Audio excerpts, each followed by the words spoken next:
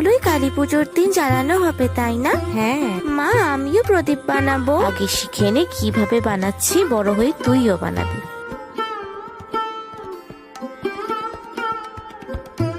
এবারে প্রদীপগুলোকে রোদে শুকোতে দিয়ে আসি। টুবাই, বাজিগুলো রোদে দে।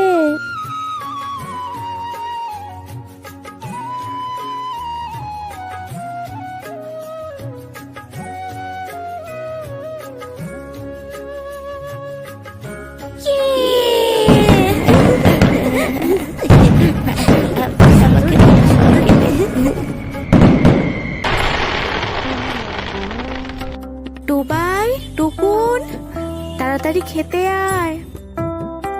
মা, লুচি? হ্যাঁ, আর সঙ্গে ছোলার ডাল আর বোঁদে। বাহ, এ তো ফাটাফাটি ব্যাপার।